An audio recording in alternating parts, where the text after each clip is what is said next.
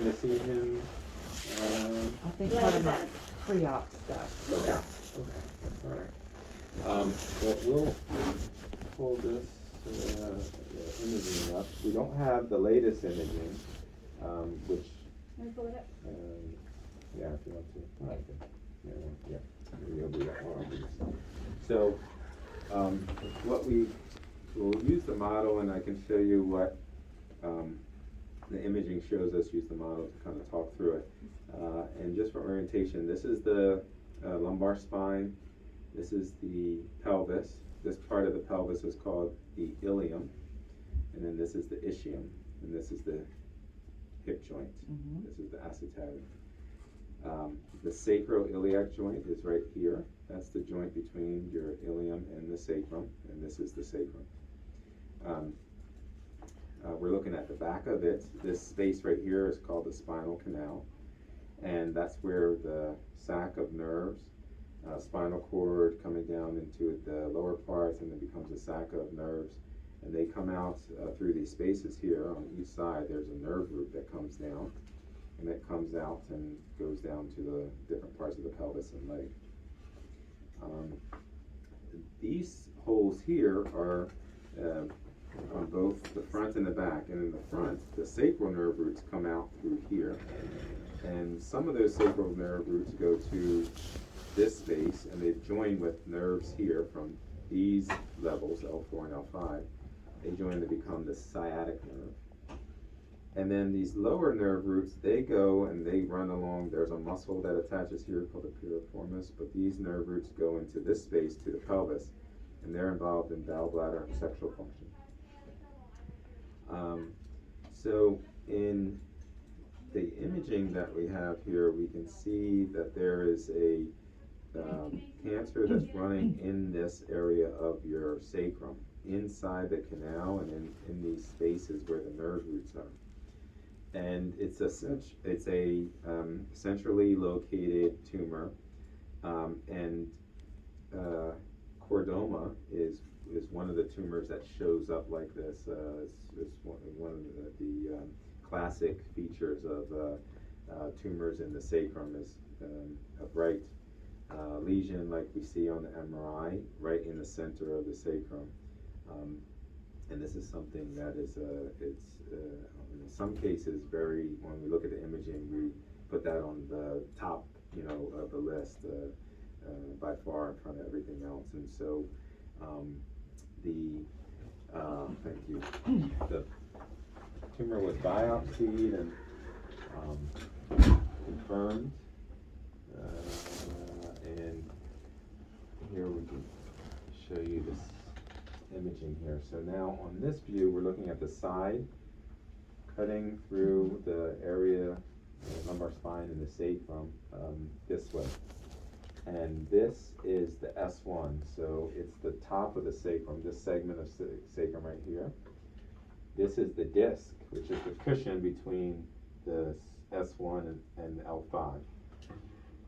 What we see here, this is the canal that I was speaking about right in there.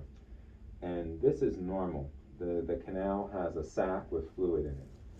And what we should see is that this sac should go all the way down here and should not be disrupted and have all these lines and dark areas in it. So this is abnormal, and that is the chordoma. It does track up behind the the S1 into this area where the disc is right here. And then you see these little lines here. These are those nerve roots I was talking about. So the nerve roots, if I go to the side, that's a space, that's the S1. So that's where the nerve root would come out right here. And it's filled with tumor. And same thing at this level and down at this level here. So if I look at this area right here as a level that we can compare to, that is the space right here. and that's where the L5 nerve root, this is the fifth vertebral body, that nerve root comes out here, and it goes down here, and it runs along this piece of bone. It joins with the L4, and it becomes a single nerve called the lumbosacral trunk. That is that dot right there. That dot, this right here, I'm now clicking along, that's the nerve that's coming out of that space. And that looks normal. If you compare that to this space here, you see that there's all this bright material in there, and that's the tumor that's running in the next space below. So this one looks normal, but this one is where we see tumor, and then at each level down here we see tumor in those spaces. I'll pause because I know that's a lot of anatomy and a lot of information. Do you have any questions on any of that so far? So the part that's normal, the L, that's controlling what? So the these nerves, Mm-hmm. L4, L5 becoming the lumbosacral trunk, Mm-hmm. they come down here and go through this space called the sciatic notch, Mm-hmm. and they join with these nerve roots here. Right. This L4 and L5, that is involved in the motion of your foot, lifting your ankle up and down and your toes. And that you said is normal. And that looks, yes, normal. I don't see any, and I was looking at this other view, because this other view is also important to look at that in more detail. So what I see is on the front of the sacrum, there are those nerve roots right there. They look okay, and they're coming down, they're going through that notch. So on both sides, they look okay. This tumor is getting close. There's the S1 nerve root on the right side, and it's getting close to that. But, and then this is imaging back in February. We would repeat the imaging just to make sure, but it does look like that nerve root is not encased in tumor. So if this lumbosacral trunk is something that we can save, you need to disconnect these nerve roots because they are filled with tumor, and they need to be disconnected and removed with the tumor. But we can save the L4, L5, and that gives you a chance to be able to move the foot up and down. For some of our patients who've had cancers that include and encase that nerve root, we have to remove that as well, and people get what's called a foot drop. They can't lift their foot up like this. So when we walk, we need to lift our foot in order to clear the floor. If you have a foot drop, you're not able to do that, you hit your toe on the ground. So we have bracing that helps people keep their ankle in this position if we need to take the nerve. Sometimes, even in the surgery, even though we're not going to take the nerve, sacrifice it, we need to move it out of the way. And it's draped tightly onto this bone here. Sometimes just the dissection and moving it and stretching a little bit irritates the nerve enough where people can get a foot drop. That can be a temporary thing. We haven't cut the nerve, we just stretched it, and so the signals can eventually come back. But sometimes that's a permanent thing where even though we didn't cut it, just the stretching alone, the nerve had, just wasn't able to recover from that enough. Enough of the injury occurred, and it just wasn't able to, get the signals going again. And so that could be a permanent thing, even though the nerves were still there. So based on where the tumor actually is, low down than where you said, what's the worst, like, you have to remove it, right? And what is unavoidable? So the best treatment for chordomas is surgery, right? Complete removal. So that means taking out in this case, the sacrum. Yeah.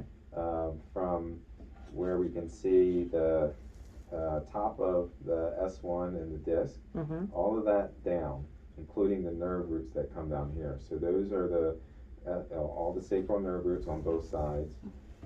And we remove, if you look at this from the front, the bone that attaches to the sacrum, that needs to be removed. So we take the bone right here all the way up to here, and all of this is removed. Um, so those nerve roots that come down here that are involved in bowel, bladder, and sexual function, sensations in the perineum and things, those are removed as part of the surgery. So you get numbness and no longer have normal bowel and bladder function. Mm-hmm. There, But Dr. Rhines explained to us last time that's only the sphincter muscles of the bowel and bladder, right? Not total function of bowel and bladder. yeah, so it does impact the sphincters, correct? Yeah. So people that undergo this surgery, they can still develop routine, bowel habits. Mm-hmm. They don't have the sensation, and they don't have the normal control of their sphincter. But part of the rehabilitation program includes bowel and bladder rehabilitation and training so that you know how to manage your bowel habits. And in the terms of the bladder, usually that is a self-catheterization process. So you place a catheter in to release the urine. Some of our patients have tricked their own bodies and been able to push the urine out by bearing down. That's not something that everyone can do, and it's not something that's so reliable.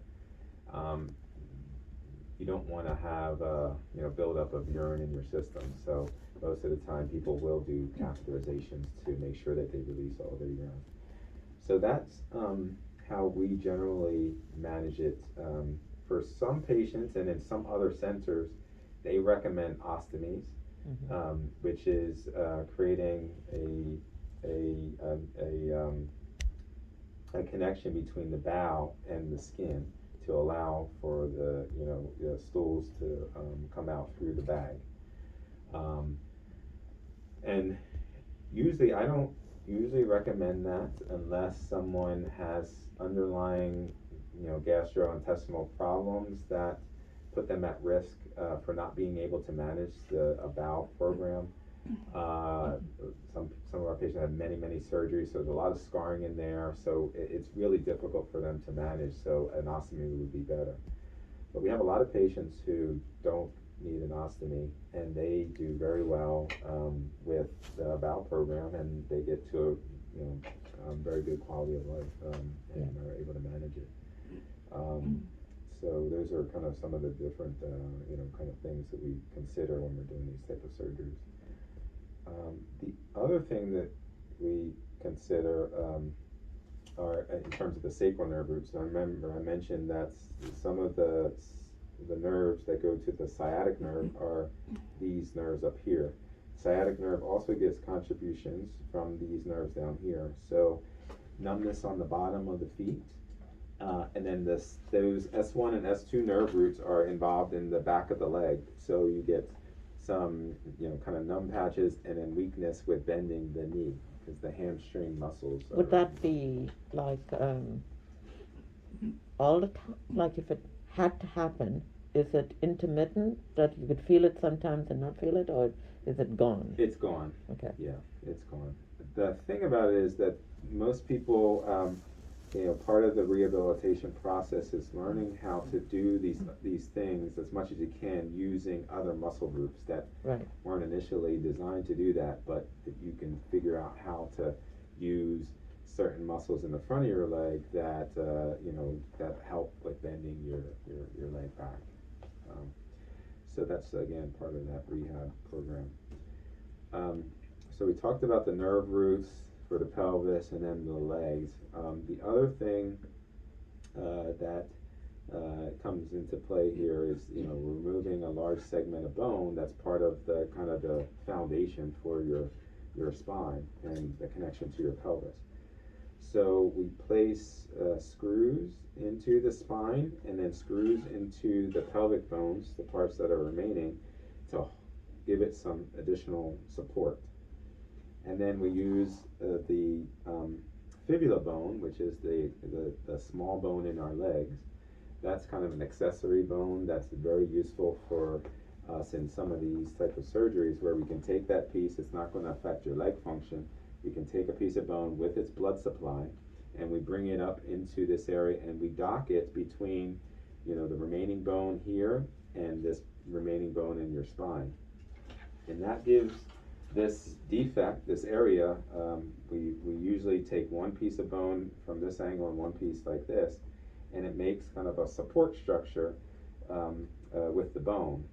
And because it has its blood supply that gets reconnected with our plastic surgeons doing that under a microscope, it is a piece of living bone in this space where we just removed a piece of living bone that was part of the support. And that heals up, creating a bony bridge now between the pelvis and the spine. It's not, you know, shaped the same way as the sacrum, but it is a really good alternative and really helps heal this. And then once that heals up nicely, then you know, we feel pretty good about the overall strength of the remaining spine and pelvis and the connections between the two. So that's called lumbopelvic stabilization. Is that what you're going to be doing? So that is what we typically do for these, yeah. So you will be affecting her leg. I mean, you will be taking bone from her leg. Bone from the leg, yeah. Oh. Yeah. You didn't know that, did you? No. Okay. And from one leg or both legs? Generally, it's from one leg. Okay. In one surgery we did from both legs because the tumor that the young lady had was very extensive, so it involved the sacrum and these vertebral bodies here. So one bone wouldn't span the gap that we have. So how big is the bone that's taken? The bone that it's about this wide, but it's about that long, and we cut it in half without disrupting the blood supply. Okay. So I'll have 3 wounds. So the incisions, I'm glad, yeah, good question. So the way we do these surgeries, we do them over 2 days. It's a lot of surgery. The first day is to come in from the front. There are major blood vessels, the aorta, vena cava, are running along the front of the spine, and then they split and become a branch of artery and vein goes this way into the notch. The other part of the branch goes this way and goes down the leg, and that becomes the femoral vessels. So we, in order to get this out, we need to release these blood vessels. So we get dissect in there and we sacrifice those blood vessels, and we can do that without any issues on both sides. That allows us to get the blood vessels off, and then we also do the dissection for those nerves that I was talking about, the lumbosacral trunk. We release those, so we get those freed up, and then we start to make some cuts from the front of the bone, but the bone it's not a great position for us to make the entire cut. The other thing we do is the rectum is right running along here, so we do this releasing the rectum to get that out of the way. So now we have all of these anterior structures, blood vessels, the nerves, and the rectum lift away, and we've made some of the cuts of the bone.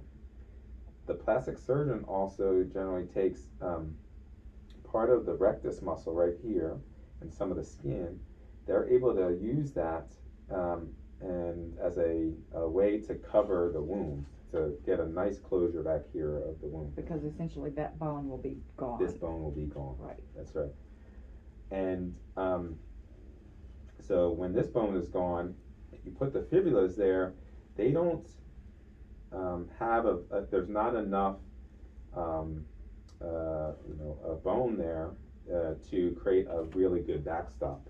Part of the function of the sacrum is not only supporting the spine and connecting the pelvis, but it actually acts as a backstop for preventing the rectum from coming out and pouching out this way.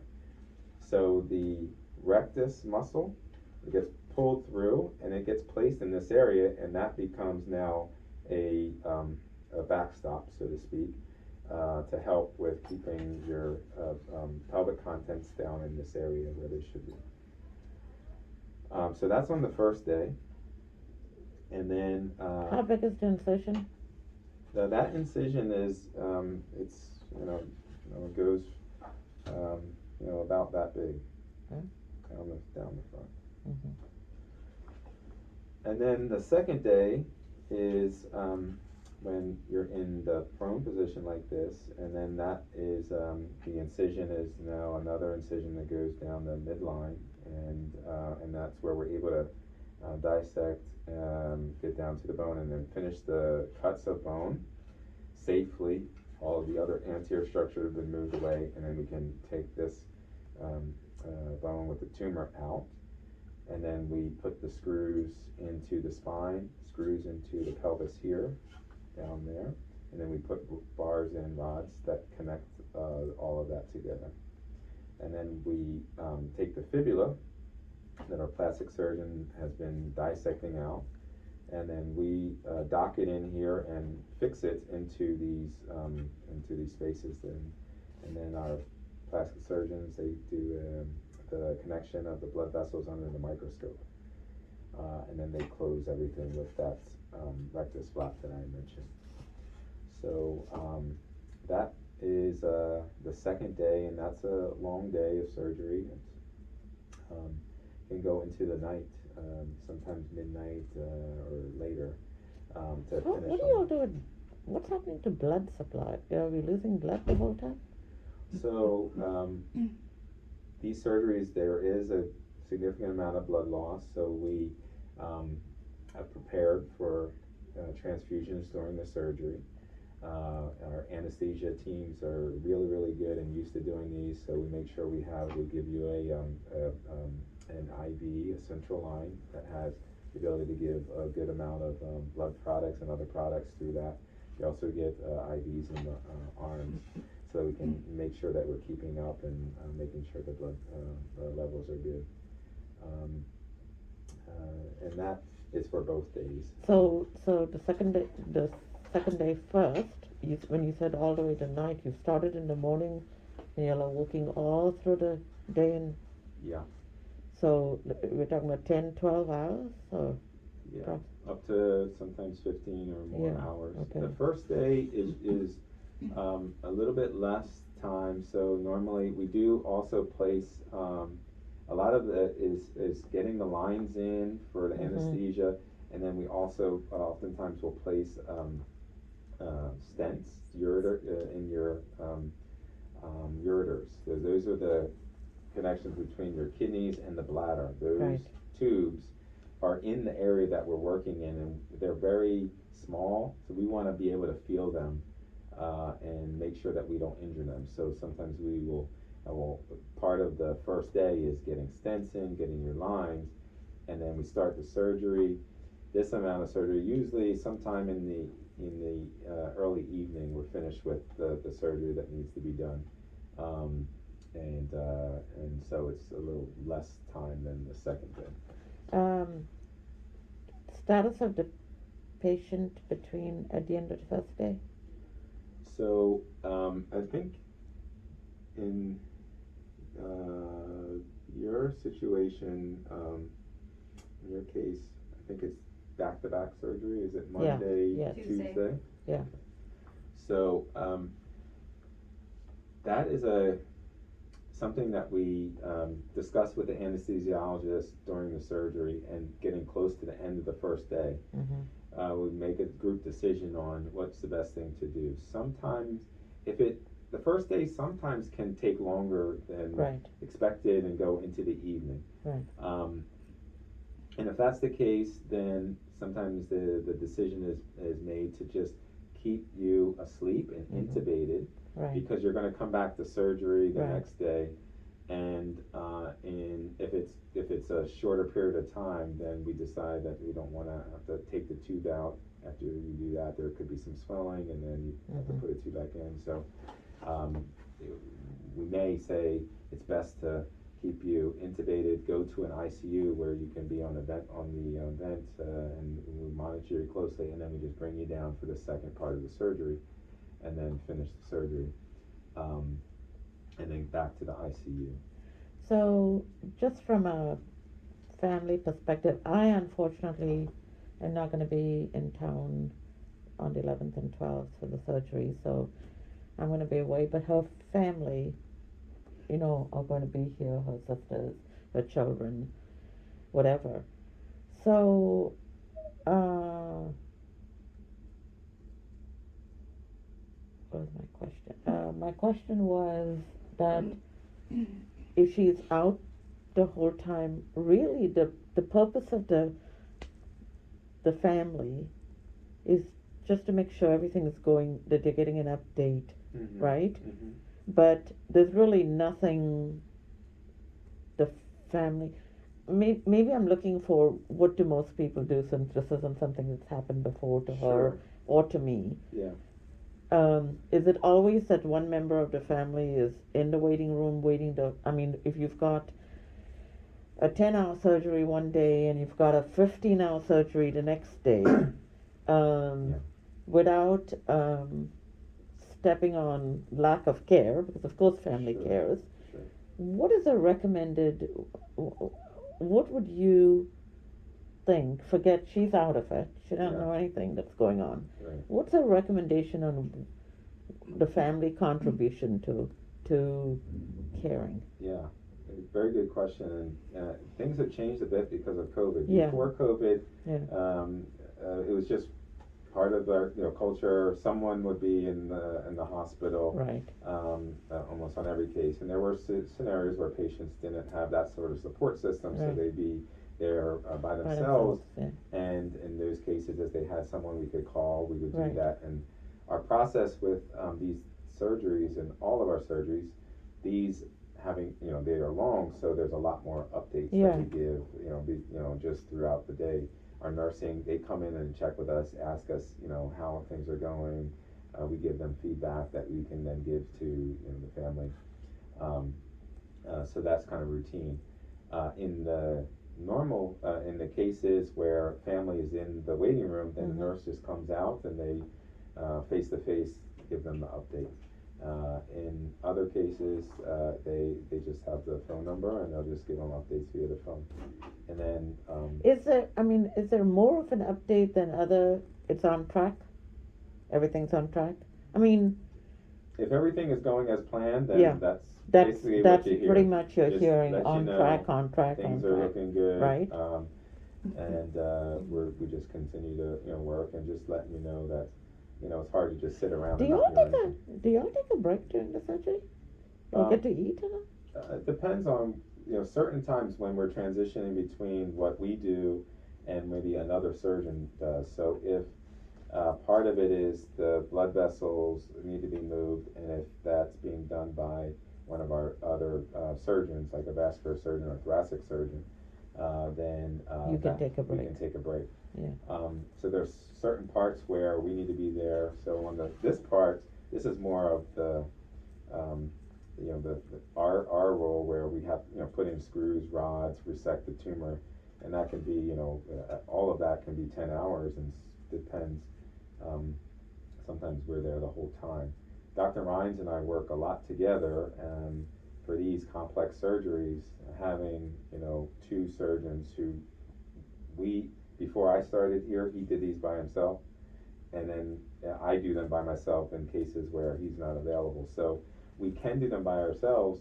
It's just really good to have another really highly qualified surgeon to work together on these, and we can do things like give each other a break when one of us is getting tired or needs to do something else. But it's oftentimes we get very focused in on the surgery, and before we know it, we've been there for 10 hours, and then we pay for it later. But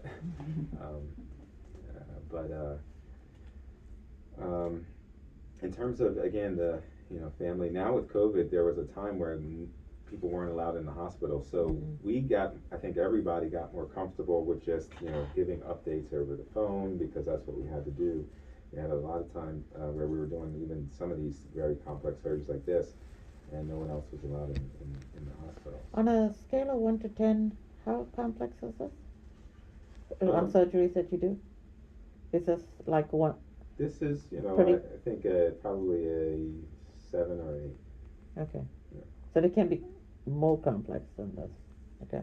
And the complexity is a combination of, you know, the type of cancer we're dealing with, the type of surgery we're doing, and also the patient factor. So sometimes the complexities are not the technical things that we do in surgery, but some of our patients have really bad hearts or Right.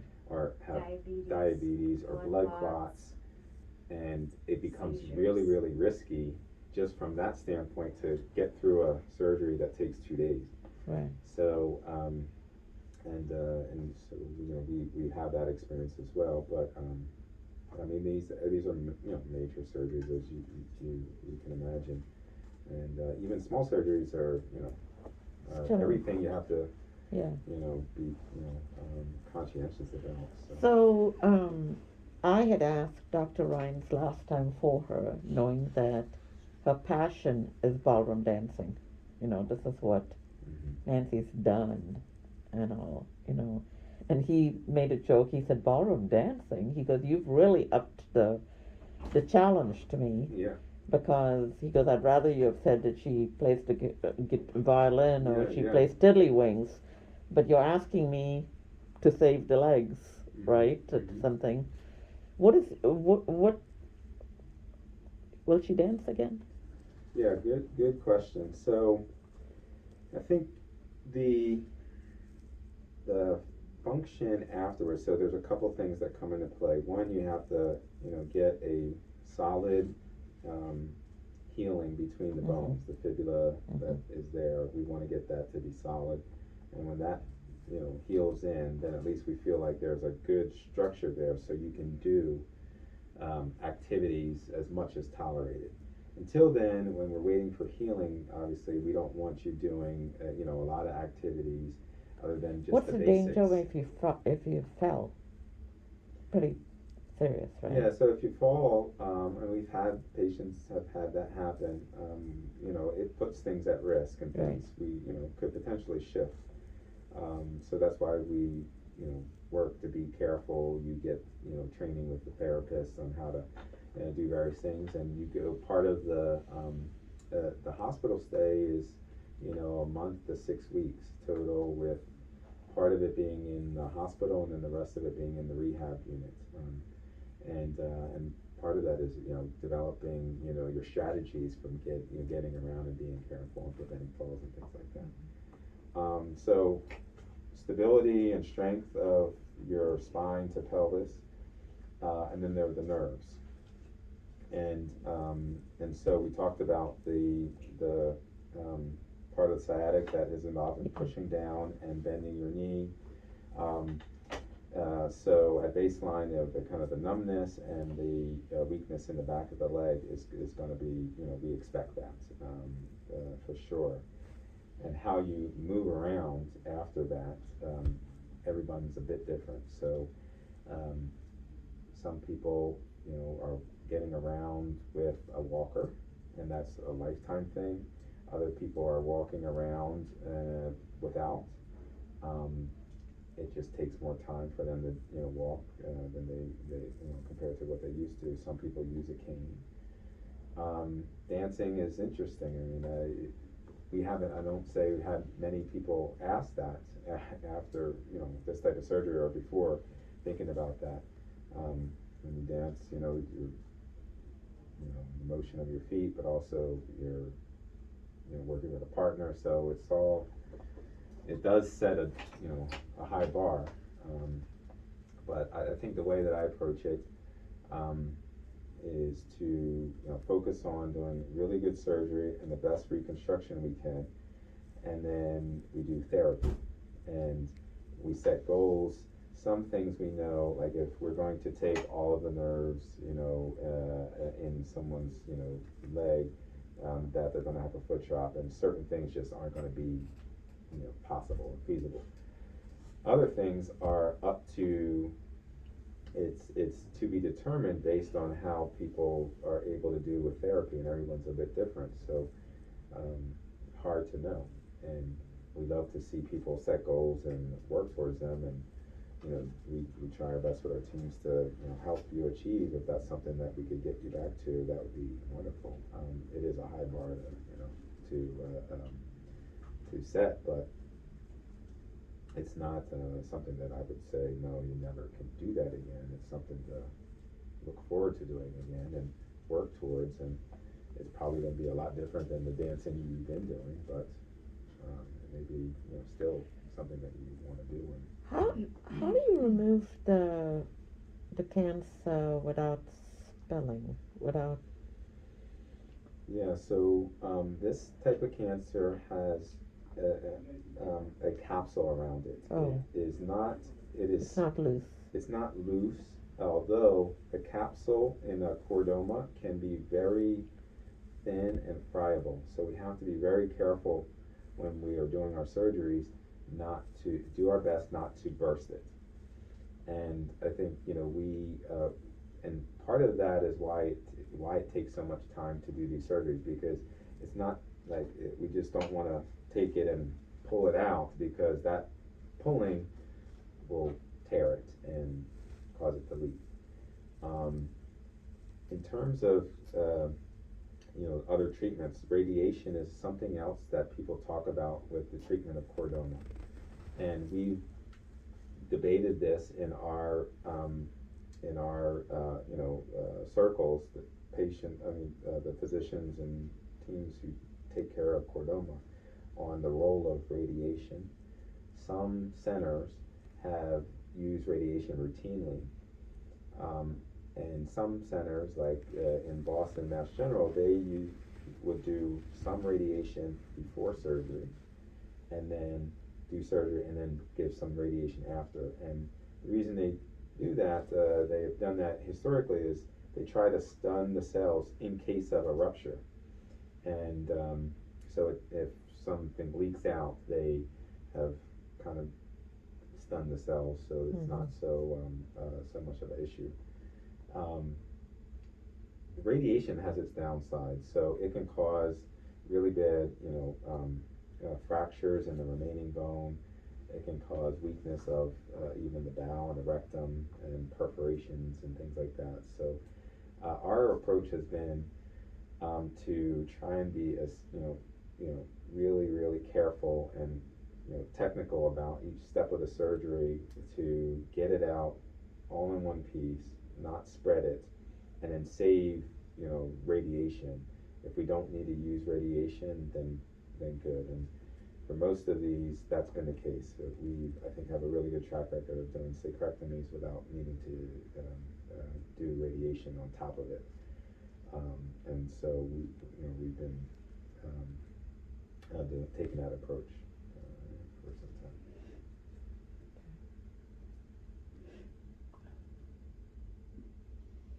A lot to take in, right? Yeah, no, definitely life altering, and a lot to Life-altering. take in, and that's part of why we meet with you multiple times and have these conversations, both Dr. Rhines and I, so you can hear just obviously different things may come up, and you want to ask those questions. So I think you'll meet with him again, and we'll get new imaging to just confirm what we see. So you'll do that on a Wednesday, Thursday, Friday, the imaging, I think. Yeah, the Oh, consult, some of the consults. imaging, pre-op, all the pre-op stuff. Is done on, but then on Monday going to surgery, when do these guys Get to talk. get to look it all over? When do y'all look it over? Well, the imaging, if you're getting it, like, we look at imaging on the weekends, Right, okay. and we look at it again in the morning of surgery. So, when do you see Dr. Rhines? I think it's the 7th. Which is that a? Thursday. So it'll be some Yeah, imaging that Thursday. you'll have before seeing him, and then there may be some additional imaging that next day that you'll get, and he will look at that. I'll look at that,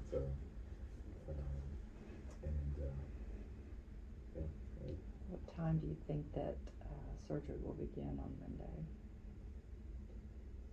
Usually 7 a.m. you're in the room, some more or less, in the operating room, and starting to go to sleep, and then get all your lines and everything started. So So she definitely needs to come into town tonight, the day before. I think so. Yeah, I think yeah. driving in from Dallas Yeah. the morning of is gonna be a lot It's a on little you. crazy, Yeah. Yeah. Yeah, it's better to be Plus here I'll have and- to be like nothing by mouth and I don't know what else, other kind of preparation I'll need, but, Yeah. Mhm, right? mhm. Mhm. COVID tests, and then normally they get a lab so many hours before surgery related to blood transfusions and typing and whatnot. It's normally like In the day morning, before. the day before? Try No, to do it the day before. well, the day before. On Sunday? Yeah. Okay. Well, that hasn't been explained or set up. Anyway, I'm just trying to get a picture of when I to should book. be here, you know, how long my stay will So be. she'll come the 6th, 7th, the Wednesday, Thursday, Friday. Mhm. She'll go home Friday, right? Mhm. I mean, There's y'all no got reason to nothing. stay there's- over the weekend. Right, Correct. and then come back on Sunday Right. Yeah, evening. I think that's Does that reasonable. sound like a plan? Yeah. Yeah. Yeah. Yeah. Okay. Mhm. And do you have any other medical conditions No, or I'm anything? very No? healthy. Good, good, okay. That is in our favor. Mm-hmm. Yeah.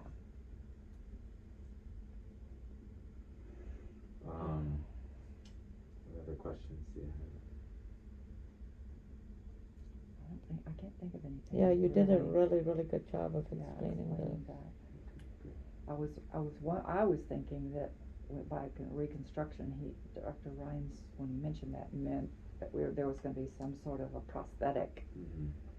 other than, you know, my bone, because he Yes. didn't mention that. Yeah, so that's something that actually is a research interest of ours and mine in particular, is looking at custom implants. This is this is different, and these are rare tumors, different than like a joint replacement for arthritis, where hundreds of thousands of these are done. So companies, big businesses, and they make these implants, and few sizes, and we can pull them off the shelf. For this type of stuff, we don't have anything like that. But now with 3D printing, it's starting to get better and easier for us to make, these custom implants. So that's something that I'm Future. hopeful for the future. But right now, it's putting, in the screws and the rods that we described in the fibulas. So when's the fibula surgery? On the second Same day? It's on the second day. Second day. And about how, you said about this long? On the And back? it goes on the back of the On the side of the leg. The fibula is there right here, on the outside of the leg. So on one leg I will be minus a fibula. Mhm. Huh. Okay. Do you need to know I have a plate in one of my ankles? Does that matter? It does. Okay. I'm glad you said that. Which one? I think it's, no, it's this one. The last one. The left. The left. Okay. They might wanna get it from the right. Yeah, you may wanna get some x-rays of Sure. of both legs too. Just to see what they're gonna think, also get some measurements and the lengths of the fibula. Okay. All right, well, if there's nothing else, we'll let you go. Actually, we're gonna do consents. Consents. Yeah, we'll get our Oh. consents just so our nursing team knows that we met and we discussed these things and, now participate in the surgery. The only question that she asked earlier was about pain management. I talked to her about placement of an epidural. Yeah, They asked about stage 1, if there would also be an epidural placed stage 1. yeah, so that's a good question. The anesthesiologist, they can place an epidural, ahead of stage 1. So Stage 1 is the first it's day? the first day, Okay. yeah, and they would do an epidural placement, and that could be used, for, pain control, and then it's possible that we could just keep that, and I don't need to place an epidural intraoperatively. If that one is placed in a good position and working properly, then it's possible that we can just keep that and, not need to, remove it. Sometimes, depending on where that was, it might be kind of in our way while we're doing the surgery, so then we remove it while we're doing the second part of the surgery, and then I can place another epidural in, once we're finished with the removal of tumor and placement of the screws, so I can place an epidural and use that for pain control.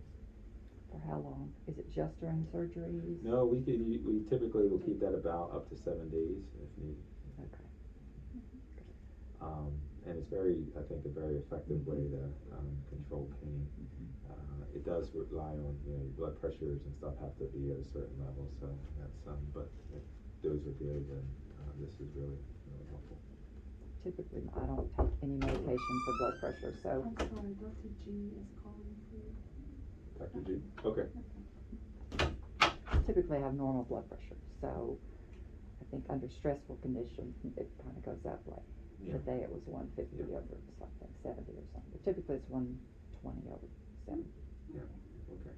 And I don't take any medication. Okay. All right, well, I think we'll just get the consents and then you'll meet with Dr. Rhines, we'll look at the imaging, the updated imaging as well, and we'll be ready to go. Ever see you again?